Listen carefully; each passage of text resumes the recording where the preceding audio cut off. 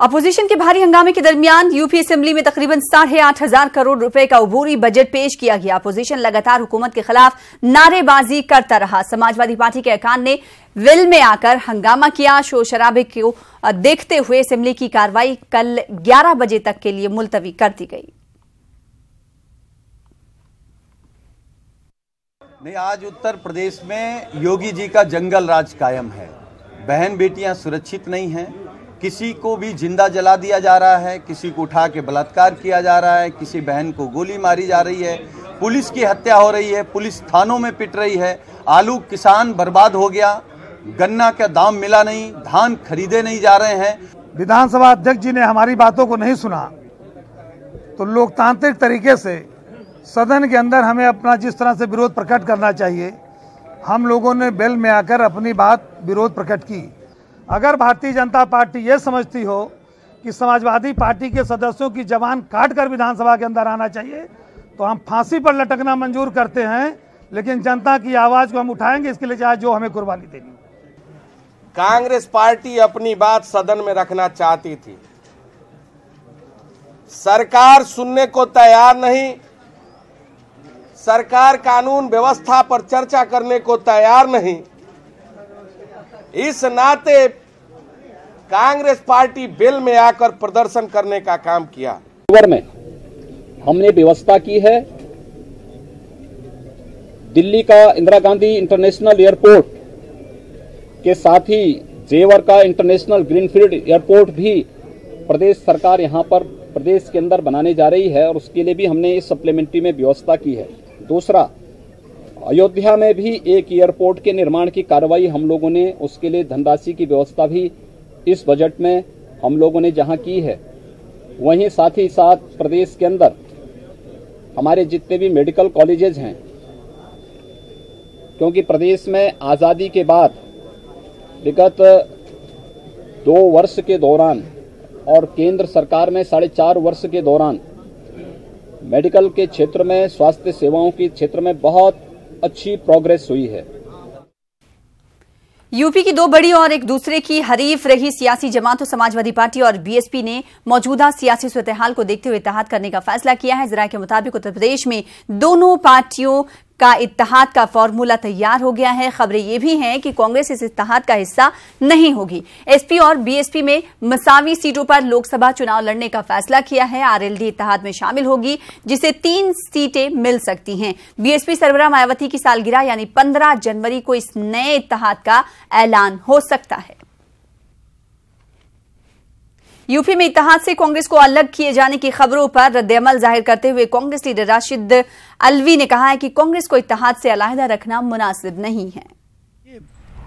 दिल्ली हुनूस दूरस्त, दिल्ली अभी दूर है।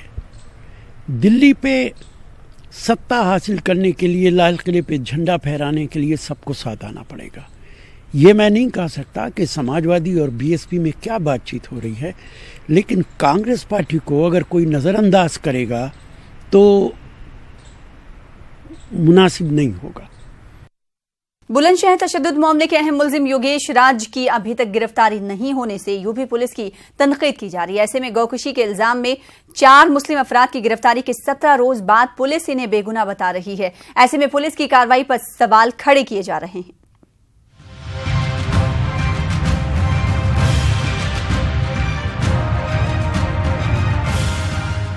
बुलंदशहर तशद्दुद का अहम मुल्जिम योगेश राज भले ही पुलिस की हाथ नहीं लग रहा है, ताहम जल्दबाजी में यूपी पुलिस ने एक फरार मुल्जिम के एफआईआर पर कार्रवाई करते हुए गौकुशी के इल्जाम में 4 अफराद को गिरफ्तार किया था। इन अफराद की गिरफ्तारी के 17 दिन बाद यूपी पुलिस ने इस मामले में पूरी तरह यू टर्न लेते हुए गौकुशी के इल्जाम में गिरफ्तार 4 मुस्लिम अफराद शरफुद्दीन, नन्हे, साजिद और आसिफ को बेगुनाह करार दे दिया और जल्द ही उनकी रिहाई के लिए अदालत से रुजू करेगी। अब यूपी पुलिस ने गौकुशी के मामले में 3 अफराद को गिरफ्तार किया है, जिनके नाम नदीम, रईस और काला बताए जा रहे हैं। ऐसे में यूपी पुलिस की कार्रवाई पर सवाल खड़े होना लाजमी है। बुलंदशहर एसएसपी प्रभाकर चौधरी ने कहा कि नदीम, रईस और काला के पास से एक गाड़ी और लाइसेंसी हथियार बरामद किया गया है। उन्होंने कहा कि शुरुआती शिकायत में तीनों के नाम नहीं थे, जिनमें 7 मुलजिमीन के नाम थे, लेकिन जांच के दौरान इन तीनों के नाम सामने आए हैं। एसएसपी के मुताबिक पुलिस इस मामले की जांच कर रही है और इन तीन लोगों के नाम गौहतिया में इनके हकीकी किरदार की शक्ल में सामने आए हैं। योगेश राज की अब तक गिरफ्तारी नहीं होना भी यूपी पुलिस की नाकामी को जाहिर करता है। योगेश राज की गिरफ्तारी में पुलिस इतनी बेबस क्यों है, इसका जवाब तो खुद यूपी पुलिस ही दे सकती है। दूसरी जानिब शहीद एसएचओ सुबोध के अहल खाना यूपी पुलिस पर सियासी दबाव में काम करने और तशद्दुद से जुड़े सबूत मिटाने की कोशिश का इल्जाम लगा रहे हैं। वहीं यूपी के वजीर आला योगी आदित्यनाथ बुलंदशहर तशद्दुद मामले में अब तक की गई कार्रवाई पर इत्मीनान का इजहार कर रहे हैं। योगी आदित्यनाथ के मुताबिक बुलंदशहर तशद्दुद एक सियासी साजिश का नतीजा है। बुलंदशहर की घटना एक साजिश थी, साजिश का पर्दाफाश कल हो चुका है। ये साजिश वही लोग कर रहे हैं जिन लोगों ने प्रदेश में जहरीली शराब बना करके यहाँ के निर्दोष लोगों को मारने का कुत्सित प्रयास किया था। ये राजनीतिक षड्यंत्र था। बुलंदशहर की घटना में शासन ने भी और प्रशासन ने भी पूरी सख्ती के साथ कार्रवाई की है और कानून के दायरे में रह करके प्रदेश सरकार ने एक बड़ी साजिश को बेनकाब किया है। अब योगी आदित्यनाथ भले ही कार्रवाई को दुरुस्त करार दे रहे हों या रियासत के लॉ एंड ऑर्डर में उन्हें कोई खामी नजर नहीं आ रही हो, लेकिन तशद्दुद के अहम मुल्जिम योगेश राज की अब तक गिरफ्तारी नहीं होना योगी के दावे को खोखला जरूर साबित कर रहा है। Bureau report, news 18 Urdu. आगे बढ़ेंगे। काबीना वजीर सिद्धार्थ नाथ सिंह ने राम मंदिर के मुद्दे पर हुकूमत से ऑर्डिनेंस लाने की मांग की है। न्यूज़ 18 नेटवर्क के खास प्रोग्राम चौपाल में उन्होंने कहा कि चाहे जो भी तरीका इख्तियार करना पड़े, लेकिन राम मंदिर की तामीर होनी चाहिए। सिद्धार्थ नाथ सिंह ने कहा कि राम मंदिर की तामीर के लिए राहुल गांधी को भी आगे आना चाहिए। सोच रहे सिद्धार्थ जी अध्यादेश के बारे में? अभी तो देखिए, अभी राम माधव जी का था सत्र, उन्होंने तो बोल ही दिया। हाँ। उन्होंने कहा कि उनका मत तो है ऑर्डिनेंस आना चाहिए, मत तो मेरा भी है आना चाहिए, इसमें कोई दो राय नहीं है। लेकिन धीरे मंदिर जो मंदिर है हाँ। वो बनना चाहिए। अध्यादेश एक अब जैसे भी बने बनना चाहिए। आप इलाहाबाद में कुंभ मेले से पहले शहर की तौसी के नाम पर सड़कों के किनारे बने मंदिरों के साथ साथ मजारों और दरगाहों को भी मुनहदम कर दिया गया है। इंतजामिया के इस रवैये के खिलाफ मुसलमानों ने हाई कोर्ट से रुजू करने का फैसला किया है। देखिए इलाहाबाद से मुश्ताक आमिर की खास रिपोर्ट।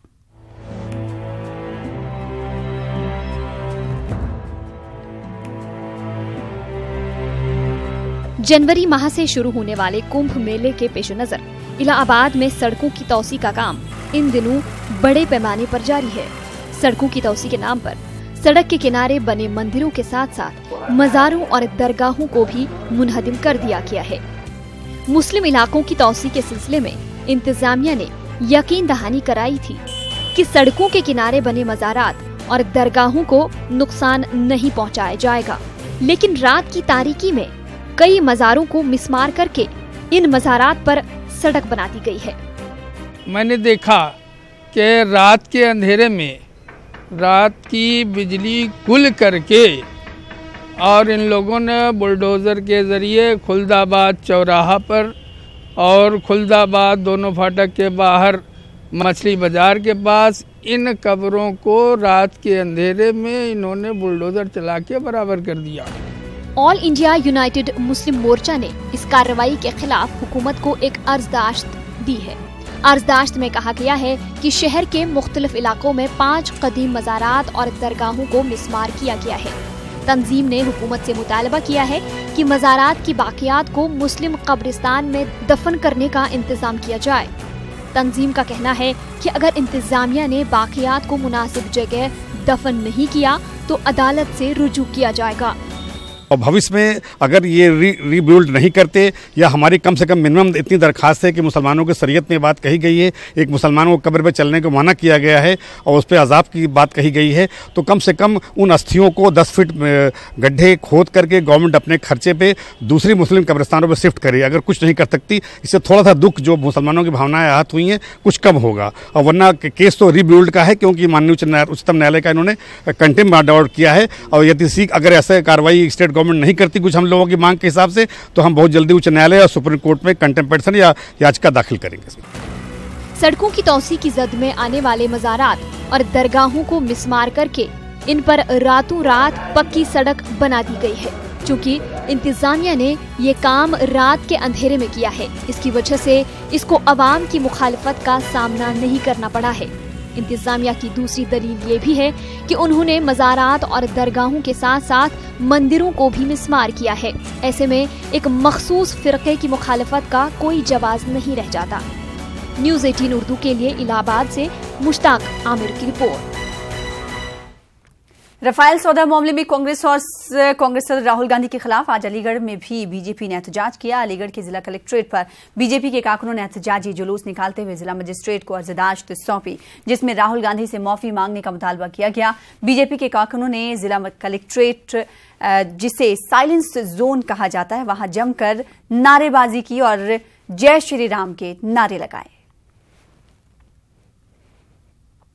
अलीगढ़ मुस्लिम यूनिवर्सिटी तलबा यूनियन की जानिब से कश्मीर में सिक्योरिटी फोर्सेज की फायरिंग में 7 आम शहरियों की हलाकतों पर एहतजाजी मुजाहरा किया गया। इस मौके पर सिक्योरिटी फोर्सेज की सख्त मजम्मत करते हुए अर्जदाश्त सदर जमहूरिया हिंद के नाम जिला इंतजामिया के सुपुर्द की गई। तलबा हाथों में तख्तियां लिए हुए थे। इनका कहना है कि हुकूमत को कश्मीर से मोहब्बत है, लेकिन कश्मीरियों से 15 दिसंबर में 7-8 सिविलियंस को मारा गया, और अगर हम सिविलियंस ज़्यादा मॉब है तो हम उस पर वाटर कैनन का इस्तेमाल कर सकते हैं, लाठी चार्ज कर सकते हैं, और अगर सिचुएशन बहुत अंडर कंट्रोल में नहीं है तो हम अगर पैलेट गन का इस्तेमाल कर रहे हैं, गन का इस्तेमाल कर रहे हैं, तो वेस्ट से नीचे करें। वेस्ट से ऊपर डायरेक्ट फायर कर रहे हैं, क्या मतलब है? तो खुला ये UN चार्टर के अकॉर्डिंग ह्यूमन राइट्स का वायलेशन है, जिसके लिए हमने ये प्रोटेस्ट आज निकाला है। कश्मीर के अंदर जिस तरह ह्यूमन राइट्स का वायलेशन हुआ, उसके खिलाफ एक साइलेंट मार्च था, और action speak louder than word. तो हमने करके बताया। आपने देखा होगा लोग यहाँ पर आंखों पर पट्टी बांधे हुए हैं, चेहरे पर उनके ब्लड स्पॉट्स पड़े हुए हैं। वो बताना चाहते हैं कि किस तरह वहाँ पर वायलेशन किया जा रहा है। पैलेट्स गन्स का यूज़ किया जा रहा है। 2.5 साल की बच्ची को मार के उसके बदन को छलनी कर दिया जाता है। कश्मीरियों को ये लगने दिया जा रहा है कि आपकी जो जमीन है वो भारत का अटूट अंग है, मगर आपके जो लोग हैं, जो कश्मीरी है, वो भारत का अटूट अंग नहीं है। अगर ऐसा नहीं होता तो 8 साल 8 महीने की बच्ची की आंख में पैलेट लग जाता है और उसकी बीनाई चली जाती है। कानपुर में आज जुलूस गौसिया बड़ी अकीदत के साथ निकाला गया। कानपुर में ये रिवायती जुलूस गुज़िश्ता 57 बरसों से निकाला जा रहा है। इस जुलूस का मकसद गौसे पाक के पैगाम और तालीमात को आम करना है। जुलूस गौसिया सरकार सैयदना पीरान पीर दस्तगीर सरकार गौसे आज़म रज़ियल्लाहु तआला अन्हु की बारगाह में खराज मोहब्बत पेश करने के लिए उठाया जाता है।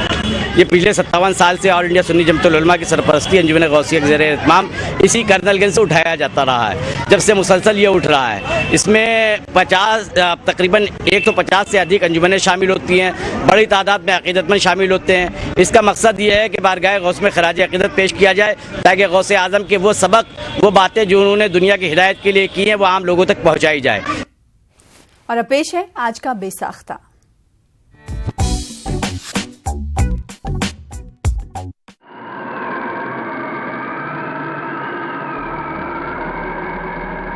सर्द मौसम को जला दे कोई,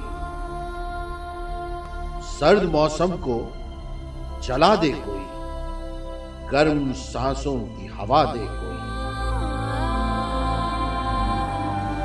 कभी छूट रही है सबकी, कभी छूट रही है सबकी।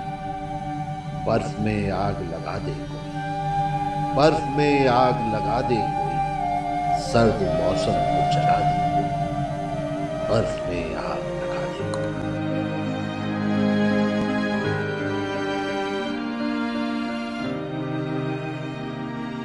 तफसील से एलजीपी के रुकने पार्लियामेंट चिराग पासवान ने सीट शेयरिंग पर ट्वीट करके बीजेपी को वार्निंग दी है। अब सवाल यह है कि चिराग पासवान के इरादे नेक हैं तो सोशल मीडिया में अपनी हलीफ जमातों को वार्निंग क्यों दे रहे हैं। चिराग के ट्वीट पर रामविलास पासवान ने कहा कि सीटों के तालमेल और एलजीपी के तमाम मुद्दों पर चिराग ही फैसला लेने के लिए बाख्तियार हैं। उधर बिहार एलजीपी के सदर पशुपति कुमार पारस का कहना है कि एलजीपी 7 सीटों से कम पर राजी नहीं होगी। साथ ही एलजेपी ने सीट शेयरिंग के लिए 31 दिसंबर तक की डेडलाइन भी तय कर दी है। न्यूज 18 के खास प्रोग्राम चौपाल में चिराग पासवान ने अपने ट्वीट पर सफाई देते हुए कहा कि उनकी पार्टी हमेशा इत्तेहाद के फोरम पर ही अपनी बात रखती है और इसमें दबाव बनाने वाली सियासत जैसी कोई बात नहीं है। किया कुछ जगह मैं पढ़ रहा था और कुछ मीडिया चैनल्स पे भी चला, और अगर कोई इस भ्रम में है कि मैं प्रेशर पॉलिटिक्स कर रहा हूं, इस बात को मैं बहुत कह रहे हैं कि सीट ज्यादा चाहते हैं आप। मुझे सीट ज्यादा की जरूरत ही नहीं है, और सीट अगर मैं आपको सही मायने में बोलूं, सीट मेरे लिए चर्चा का विषय भी नहीं है। और जो थोड़ा बहुत गणित जानता होगा, जिसको थोड़ी बहुत भी मैथ समझ में आती होगी, उपेंद्र कुशवाहा जी अब गठबंधन का हिस्सा नहीं है, 3 पार्टियां रह गई हैं, 50-50 2 दलों ने आपस में कर लिया, तो मुझे जितनी सीट मिलनी चाहिए, जितनी मेरी अपेक्षा है, उसके अनुकूल ही मुझे वहां पर सीट मिल रही है। तो सीटों के लिए अगर मैं कोई प्रेशर पॉलिटिक्स करूं, ना लोक जनशक्ति पार्टी ने कभी प्रेशर पॉलिटिक्स की है, ना हम लोग कभी करेंगे। हम लोगों ने अपने मुद्दे उठाए हैं और उसमें हम लोगों ने फैसला लिया। वहीं न्यूज 18 के खास प्रोग्राम चौपाल में चिराग पासवान ने मोदी हुकूमत को तनकीद का निशाना बनाया। उन्होंने इल्जाम लगाया कि मोदी हुकूमत 2014 के एजेंडे से भटक गई है और इसी का नतीजा है कि 5 रियासतों के असेंबली इंतखाबात में बीजेपी को शिकस्त का सामना करना पड़ा। 2014 का चुनाव जब हम लोगों ने लड़ा और लोक जनशक्ति पार्टी ने जब एनडीए का हाथ थामा, तो उस वक्त हम लोग की प्राथमिकता सिर्फ और सिर्फ विकास थी। सबसे ज्यादा हम लोग प्रभावित थे जिस तरीके से एनडीए का नारा आया था, सबका साथ सबका विकास।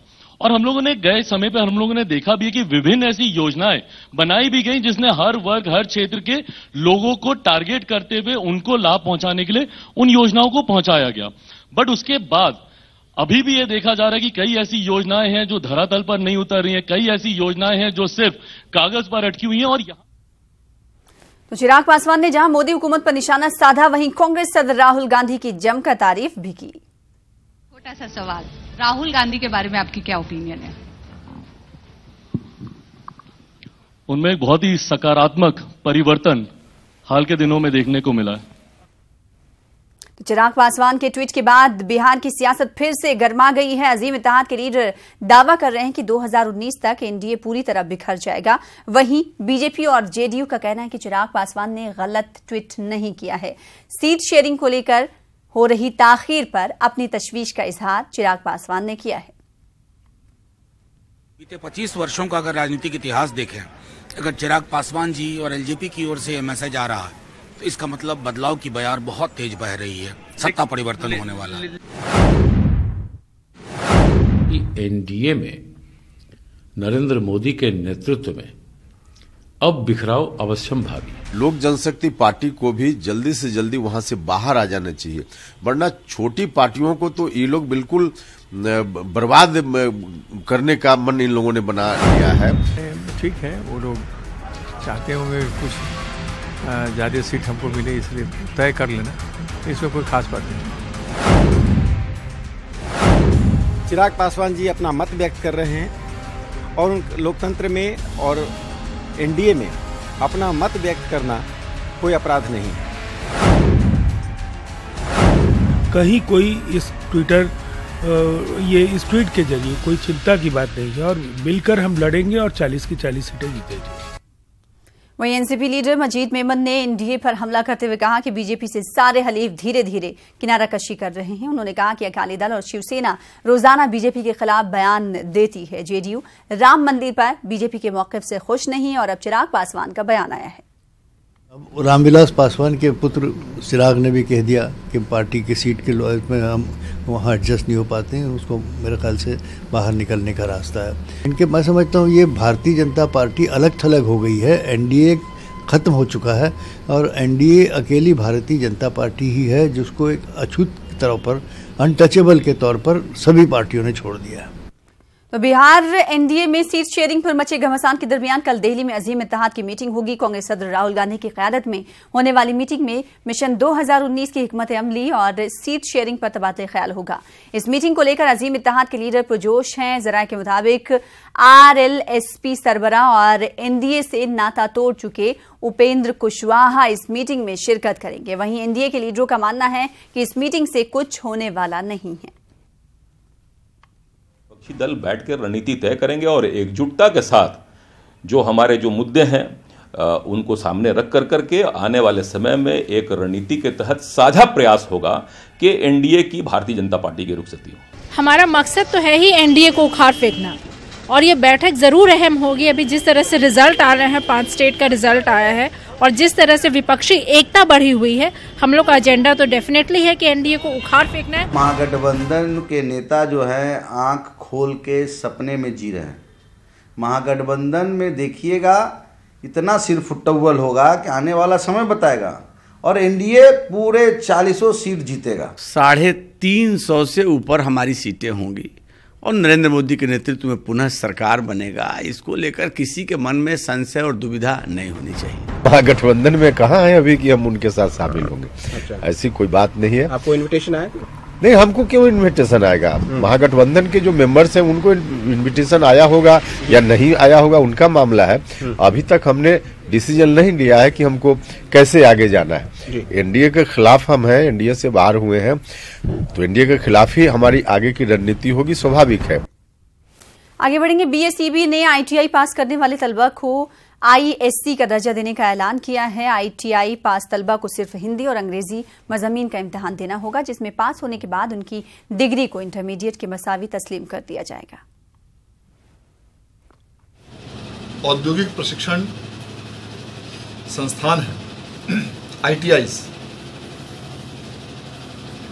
कक्षा 10वीं की पढ़ाई करने के पश्चात जो भी छात्र या छात्रा 2 या 2 से अधिक वर्ष के औद्योगिक प्रशिक्षण पाठ्यक्रम में भाग लेते हैं, में प्रशिक्षण प्राप्त करते हैं, वैसे पाठ्यक्रम जो NCVT national council for vocational training या SCVT state council for vocational training से मान्यता प्राप्त कोर्स में एडमिशन लेकर 1 वर्ष की पढ़ाई कर चुके हैं, वैसे छात्र छात्राओं के लिए, या जो इसकी पढ़ाई उत्तीर्ण कर चुके हैं, वैसे छात्र छात्राओं के लिए बिहार बोर्ड द्वारा हिंदी और इंग्लिश भाषा के लिए परीक्षा आयोजित की जाएगी, और इन परीक्षाओं में जो भी छात्र छात्रा उत्तीर्ण होंगे उनको +2 के इक्विवेलेंट